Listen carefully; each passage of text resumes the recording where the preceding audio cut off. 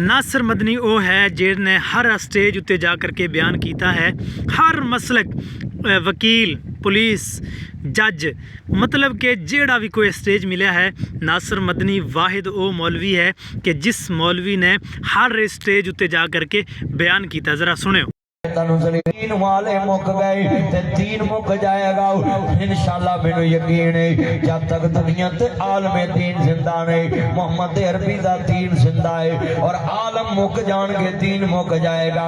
जदों दीन मुक जाएगा क़यामत। जी दोस्तों सुन लिया जे नासिर मदनी लोग आंदे ने ना कि नासिर मदनी बड़ा लोगों को हसांदा है ते बड़ा शुगर लांदा है ते बड़ा कुछ करता है, लेकिन हकीकत अंदर नासिर मदनी है ना जेड़ा इन्हें एक लोगों की सलाह करनी होंदी है। इहदा एक अंदाज़ है, हर बंदे का एक अंदाज़ ना अपना अपना हुंदा है तो ये अपना अंदाज़ अपनांदा है, उस अंदाज़ के मुताबिक चलता है तो लोग इन्हों ना फ़नी बना लेंदे ने हैं। लोग समझते हैं फ़नी गल्लां कर रहे हैं, फ़नी बना रहे हैं, लेकिन ना भाई वो जो नासिर मदनी बयान करता है ना, अगर इस बयान को गौर नाल सुनिया जाए और इनू अपनी सलाह की खातर सुनिया जाए तो मैं कहना कि सानू बहुत कुछ लभ सकता है नासिर मदनी के बयान अंदरों। और हकीकत अंदर मौलाना अब्दुल शकूर ज़हीर साहब हाफिज़हुल्लाह चौक आज़म वाले एक दिन मैनू मिले तो मैनू दस रहे सन कि एक टॉपिक ते अगर वो बात करना शुरू कर दे ना तो उन्होंने घंटिया की ज़रूरत है, एक दो घंटा नहीं काफ़ी घंटिया की उन्होंने ज़रूरत है। अगर वो एक टॉपिक दे ही बोलना शुरू कर दे तो मैं यही गुजारिश कराँगा कि नासिर मदनी नूं जिन्ना असी समझिया है ना कि शुगल मेले वाला मौलवी है, बड़ा मज़ैया है, नहीं ऐसी बात नहीं है। तो सानू अपनी सलाह करनी चाहिए है, बल्कि ये जो बयान करता है ना इस बयान के अंदर सानू गल्लां अखज़ करनियाँ चाहिए ने।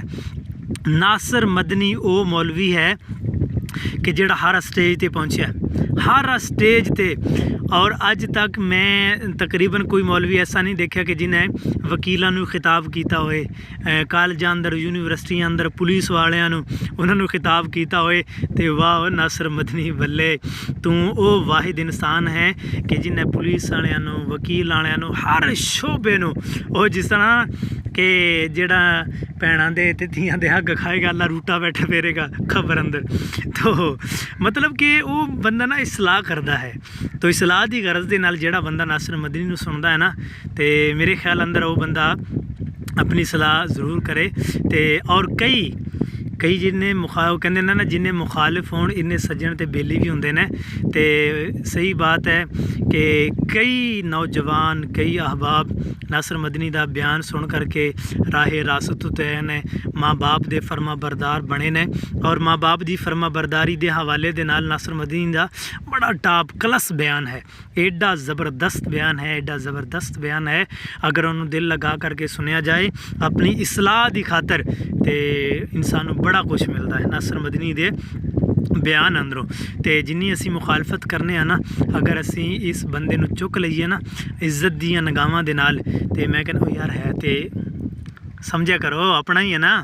तो इनू असी असी आपां चुक लईए हत्थां दे उत्ते जिन्हें हर शोबे अंदर हर स्टेज उत्ते जा करके लोगों को वाज़ो नसीहत की है। हुण कोई मन्ने ना मन्ने वो दे अपने हत्थ दे अंदर है, लेकिन नासिर मदनी ने अखीर की है, नासिर मदनी तेरा अल्लाह हामी हो नासर हो।